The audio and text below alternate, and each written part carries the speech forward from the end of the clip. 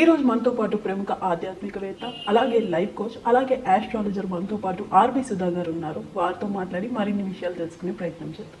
Ma'am, ఇప్పుడు ఫిబ్రవరి వస్తుంది కదా, అసలు ఫిబ్రవరి నెలలో ఏ ఏ రాశుల వారికి ఎలా ఉండబోతుంది అంటారు? రాశి ఫలితాలు మాట్లాడుకుందాం. అందరికీ ఇంట్రెస్టింగ్ టాపిక్ కూడా నాది.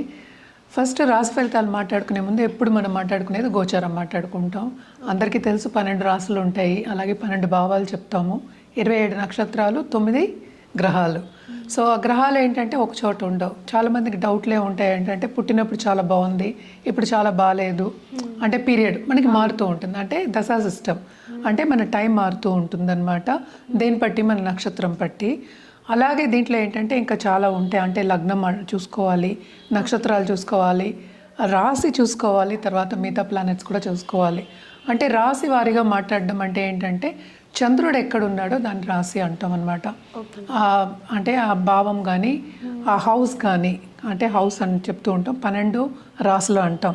సో హౌస్ని మనం ఏంటంటే రాశి అంటాం అనమాట.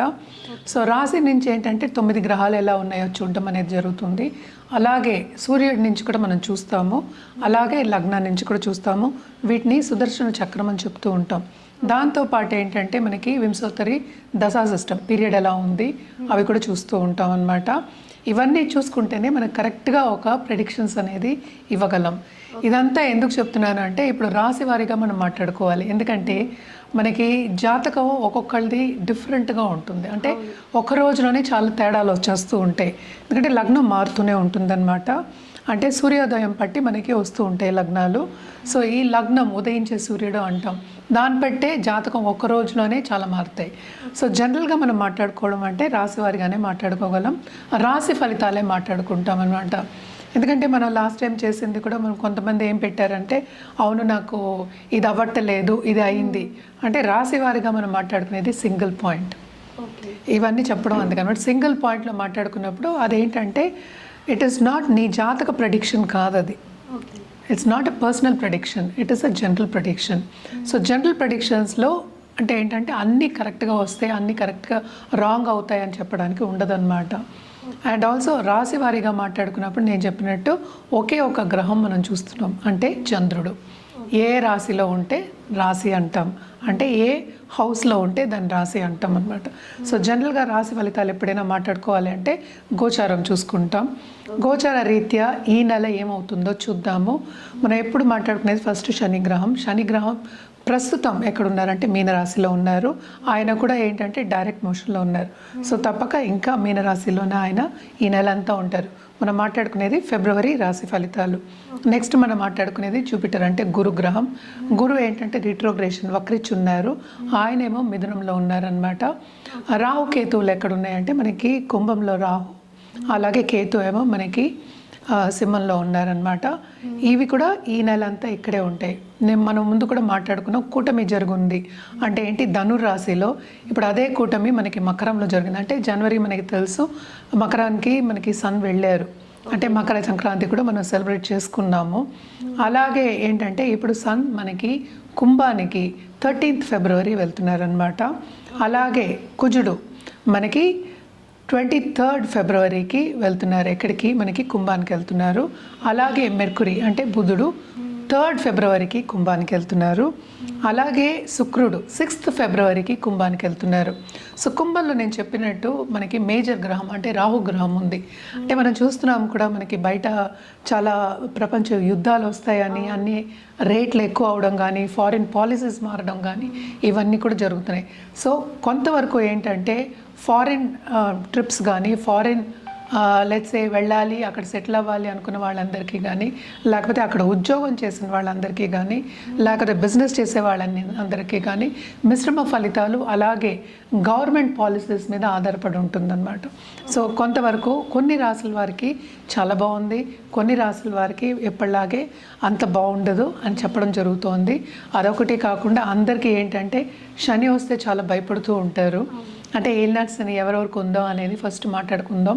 అంటే కుంభరాశి వాళ్ళకి లాస్ట్ ఘట్టం, అంటే లాస్ట్ 2.5 ఏళ్ళు. అంటే 2.5 ఏళ్ళకి ఒకసారి మనకి శని మారుతూ ఉంటాడు.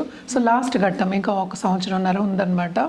అలాగే మీనానికి ఏంటంటే 2వ ఘట్టం, అలాగే మేషానికి 1వ ఘట్టం. సో జనరల్గా మనం చూసాము అంటే ఇబ్బంది పడ్డం దేంట్లో ఫైనాన్షియల్ సిచ్యువేషన్స్లో ఈ 3 రాసే వాళ్ళు ఇబ్బంది పడే మనకి సూచనలు ఇక్కడ కనిపిస్తున్నాయి. జనరల్గా ఎప్పుడు మనం చెప్పే పరిహారాలు ఏంటంటే నవగ్రహాల చుట్టూ ప్రదక్షిణ చేయండి అని ఎప్పుడు చెప్తూనే ఉంటాను నేను. అది ఒక్కొక్క రాశి మాట్లాడినప్పుడు ఏమవుతుందంటే ఏ రోజు చేయాలి అనేది మనం చూడొచ్చు అనమాట. జనరల్గా ఏంటంటే నవగ్రహాల చుట్టూ తిరగడం అంటే ప్రదక్షిణ చేయడం, అలాగే నవగ్రహ స్తోత్రాలు చదువుకోవడం, నవగ్రహ హోమాల్లో పాల్గొవడం చాలా మంచిది. అదొకటి కాకుండా ఈ మధ్యన చాలా మటుకు ఏంటంటే దేవి పూజలు చేయడం అనేది జరుగుతోంది. సో దేవికి మించిన మనకి ఏమి శక్తి మనం చెప్పలేమన్నమాట. అన్నిటికన్నా మించిన శక్తి అని చెప్తూ ఉంటాము. సో దేవి పూజలు చేసిన వాళ్ళు ప్లీజ్ కంటిన్యూ చేయండి.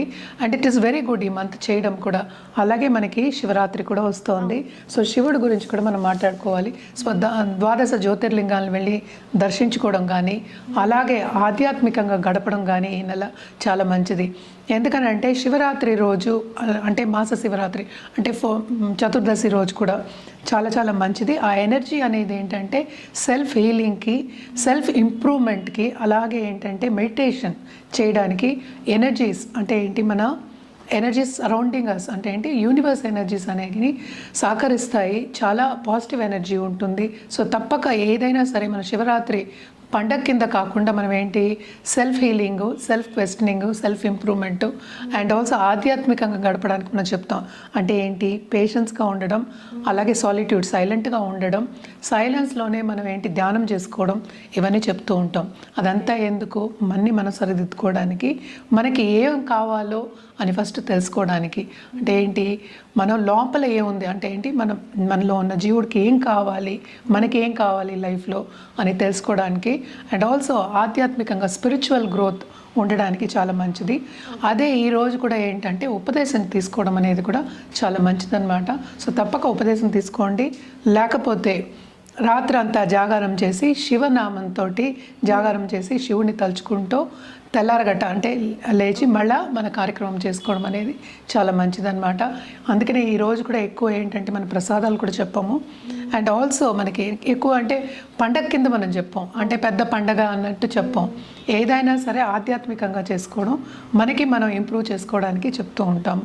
సో జనరల్గా ఏంటంటే నీళ్లు పాలు ఏంటంటే శివుడికి ఏం వేస్తాం, ఇవే వేస్తాం, పళ్ళు ఇవే ఉంటాయి ఎక్కువ. ఇది అన్న పాయసాలు లేకపోతే పరవానాలు అంటే అరిసెలు ఇలాంటివి పెద్ద పండగ కింద మనం తీసుకోకుండా ఆధ్యాత్మికంగా స్పిరిచువల్ గ్రోత్ గురించి మనం ఆలోచించుకుని, ఎందుకంటే ఇది కూడా వెరీ ఇంపార్టెంట్ లైఫ్కి కనుక తప్పక ఆలోచించుకుని ముందుకెళ్ళడం అనేది చాలా మంచిది.